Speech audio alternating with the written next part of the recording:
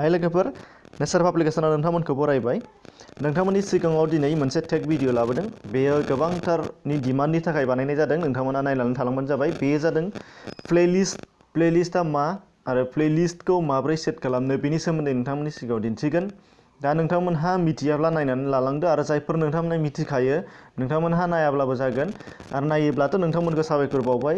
दानिया नोंथांमोननि सिगाङाव प्लेलिस्टआ मा बेखौ नोंथांमोननि सिगाङाव दिन्थिनानै लागोन। प्लेलिस्टआ जादों मोनसे नोंथांनि इउटिउब भिडिअनि नोंथांनि इउटिउब चेनेलनि भिडिअफोरनि माखासे केटेगरि वाइज नोंथांनि भिडिअफोरखौ फारिलाइ साजायनानै दोननो हायो। आरो बे फारिलाइ साजायनानै दोननायाव नोंथांमोनहा जुदि नोंथांमोननि भिउवार्सआ जुदि बे फारिलाइनि मोनसेल' केटेगरिनि भिडिअ नायनो लुबैदोंबा नोंथांमोननि बे मोनसे प्लेलिस्टआवनो थांनानै खेबसेनो नायलांजोबनो हानाय जागोन। जेरै हमनानै ला इउटिउबनि सासे टेक भिडिअ बानायग्राया मबाइलनि सोमोन्दै बानायोब्ला मबाइलनि सिरिज जेसेबां दं मबाइलनि सोमोन्दै बेखौ बानायगोन। आरो जुदि कम्पिउटारनि टेक भिडिअ बानायदोंबा कम्पिउटार होनानै कम्पिउटारनि प्लेलिस्टआव कम्पिउटारनि जेसेबांनाखि टेक दङ टेक्न'लजिनि मोनसे टेकनिकेल आदब बानायनाय दङ बेनि सोमोन्दै लिस्ट थालांजोबगोन। बा हमनानै ला जों बादि माल्टिमिडिया जोंहा आंनि बायदि चेनेल बादि गुबुन गुबुन बिथिंनि गासैखौबो ज' फोसावग्राब्ला नोंथांमोननि सिगाङाव दा निउस बा निउस आलदा इडुकेसन बा इडुकेसन आलदा बेबादि फारिलाइ बानायलांनायनि गोनांथि दं आरो दा बेखौ मानो नांगौ जुदि नायग्राफोरा मोनसेल' केटेगरिनि नायनो लुबैदोंबा बिनि सोमोन्दै मोनसेनि उनाव मोनसे नायनो लुबैदोंबा बै प्लेलिस्टआव थानानै फारि फारि नायनानै लांनो हानायनि मोनसे राहा आरो दा बेखौ जायफोरा गोदान इउटिउबार बिथांमोननि थाखाय नांथारगौ बा जायफोरा इउटिउब चेनेल दङ गोदान बिथांमोननि थाखाय नांगौ आरो जायफोरा गोजामब्लाबो प्लेलिस्ट खालामनो रोङाखै अदेबानि खालामफेराखैमोन बेखौ दिनै भिडिअ नायनायनि गेजेरजों नोंथांमोनखौ खालामहोनानै आसा थिबाय। दा फैदो जों थांदिनि आं नोंथांमोननि सिगाङाव आंनिखौ दिन्थिना होनि आंनि प्लेलिस्टखौ। दा चेनेलाव गोदानै फैदोंबा नोंथांमोना गिबियाव साबस्क्राइब खालामना लादों नटिफिकेसन बेल थुबानो जाबाय। दा आंनि नैबे मोनसे इउटिउबखौ आं खुलिबाय। दा बाहाय आंनि चेनेलाव थांगोन नै आखिथिंनि थांनानै नैबे इउआर चेनेल बेखौ नोंथांमोना बयबो रोंखागौखा। इउआर चेनेलाव जुदि बिदि हाबोबा ओरै गोजौआव फारि नुनो मोन्दों हम भिडिअ प्लेलिस्ट कमिउनिटि चेनेल्स आरो एबाउट दङ। दा बिनिनो प्लेलिस्टआव आं थुनानै होगोन। जेब्लानो थुनानै होगोन प्लेलिस्टआव आंनि लाइक भिडिअसफ्रा फैगोन। दानिया बाहाय नायदो आंनिया बाहाय दङ टेक मोनसे प्लेलिस्ट दङ टेकनि मोनसे पेज दङ। बे टेकआव 22टा भिडिअ गासिबो टेकनि गोजा मबाइलनि जानो हागौ बा बोरै मा खालामो बेखौ। बेनिफ्राय क्रेफ्ट एन्ड ब्लग दङ बाहाय क्रेफ्ट एन्ड ब्लगनि गासिबो दङ 33टा। इडुकेसननि दङ 11टा पस्ट 11टा इडुकेसननि गोजा गासिबो। बर' निउस दङ निउसआव 198टा दङ आरो गोबांथार सोनांगौ दंबावो नोंथांमोननि सिगाङाव सोथ'वाखै आं बानायगोन दा नोंथांमोननि सिगाङाव माबोरै बानायो बेखौनो दिन्थिनाय जागोन। दा बेबादि थागोन नायग्राया जुदि बेयाव बर' निउसाव नायनांगौबा निउसल' मोनजोबगोन जायहा निउस मोजां मोनो बेहा आरो इडुकेसन जायबा मोजां मोनो इडुकेसनाव हाबबानो इडुकेसननि गासैखौबो मोननाय जागोन। फारसेथिंजाय क्रेफ्ट ब्लग नायनो जायफ्रा मोजां मोनो बे क्रेफ्ट एन्ड ब्लगआव हाबनानै नायबानो जाबाय आरो गासैबो भिडिअ नायनोबा नोंथांमोना भिडिअसआव होबानो नुनो मोनजोबगोन। दा भिडिअसआव होबा गासिबो फारि फैजोबनाय जागोन। दा बेबादि जागोन नाथाय बेखौ नोंथांमोननि बे इउटिउब बे चेनेलाव बानायनाय जाया। दा बेखौ मायाव बानायो माबोरै बानायो नायनानै थांदो। दा फार्स्टआव नोंथांमोना जायखिजाया क्रम ब्राउजारखौ अपेन खालामनांगोन। दा क्रम ब्राउजारखौ अपेन खालामोबा बेबादि फैगोन। बेनिफ्राय नोंथांमोनहा मोनसे निउ पेज जेरै निउ पेज लागोन आङो निउ पेजाव नोंथांमोनहा बे इउटिउबखौ अपेन खालामबानो जाबाय। जेरै थांगासिनो दं थांबाय था इउटिउबखौ अपेन खालाम। बेनिफ्राय नोंथांमोना बाहाय बेखौ कम्पिउटार डेस्कटप मुड साइडआव होबानो जाबाय। राइट साइडआव होनानै थिरसिनाव आं थुनानै ओरै गाहायथाराव नैबे डेस्कटप साइड दङ डेस्कटप साइडखौ अन खालामनानै ला। अब्लाना कम्पिउटार बायदि जागोन नोंथांनि मबाइल स्क्रिना। नोंथांमोना बेखौ बयबो मिथिखागौखा। दा बेनिफ्राय इउटिउबाव जेब्लाना फैगोन लासैनो जाबोगासिनो दङ। जेब्लाना नोंथांमोना बेबायदि फैगोन नोंथांमोननि चेनेलाव हाबबानो जाबाय। एखेयैनो नैबे आगदाथिंजायनि नोंथांनि चेनेलनि लग'आव थुगानानै इउआर चेनेल दङ बे इउआर चेनेलाव थुबानो जाबाय। इउआर चेनेलाव जेब्लाना थुगोन बेबादि ओंखारगोन दहायनिजों सेम नाथाय दानिया क्रम ब्राउजारनि दहायनिया नाथाय इउटिउब एपनिमोन। दानिया बाहाय नुनो मोन्दों हम भिडिअस प्लेलिस्ट नैबे प्लेलिस्टआव थुबानो जाबाय। प्लेलिस्टआव जोबोद मोजाङैनो बुजायनानै होगोन नोंथांमोना फारि नायलां आरो ससेल' नायनानै नोंथांमोना होद जाबायलै एक नाम्बार हाखु-दाखु बानायना लागोन आन्दायगोन आरो जायालै होननानै कमेन्ट्सआव फोरमायहरगोन। बेबायदि दाखालाम अननानै।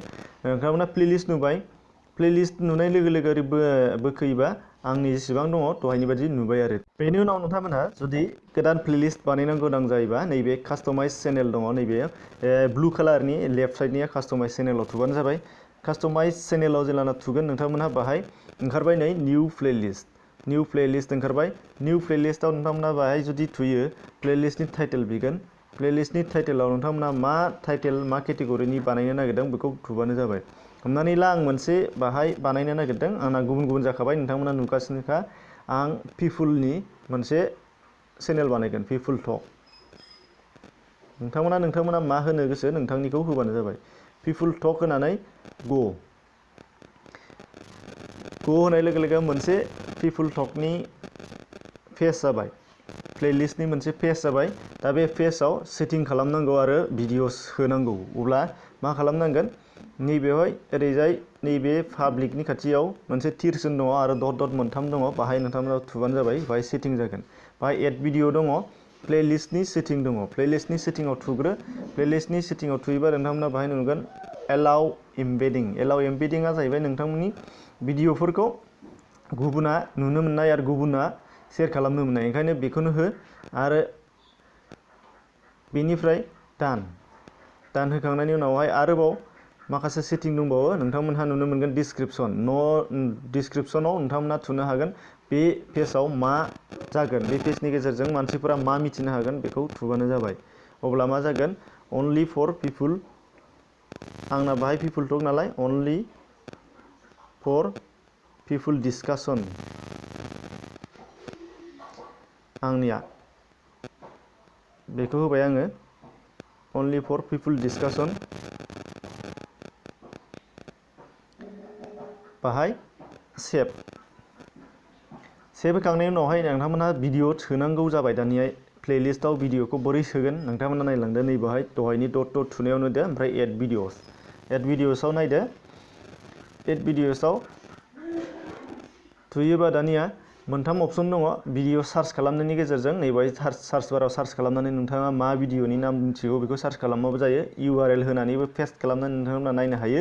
आरो नङाबा नोंथांमोना सबसे इजिया जाहैबाय इउर इउटुब भिडिअसआव होबा गासिबो नोंथांनि भिडिअनि फारिलाइया फैजोबगोन, लिस्टआ। दा बेनिफ्राय बबे भिडिअआ नोंथांनि थाखाय नोंथाङा गोदानै क्रिएट खालामनाय पेजआव प्लेलिस्ट पेजआव थांगोन बेखौ नोंथांमोना सेलेक्ट खालामबानो जाबाय। आंना पिपुल टकसोमोन नालाय ओंखायनो पिपुल, खालि नैबे पिपुल मोनसे क्लिक खालामबानो जायो सेलेक्टआ। ओमफ्राय गासैबो आं मानसिफोर सावरायनाय गोजा नालाय आंना पिपुल टक नालाय पिपुल टकखौल' लांजोबगोन आं। दा नोंथांमोना माखौ बानायदोंमोन बानायलांबानो जाबाय फारियै। ओरैजाय बारा पिपुलनि टक गैखाया, बेनि थाखायनो नोंथांमोना बारा नुनाय नङा आंनियाव, खमथार क्रिएटर हिसाबै। बेयाव आं मोननैसो सोबावनो सानदों,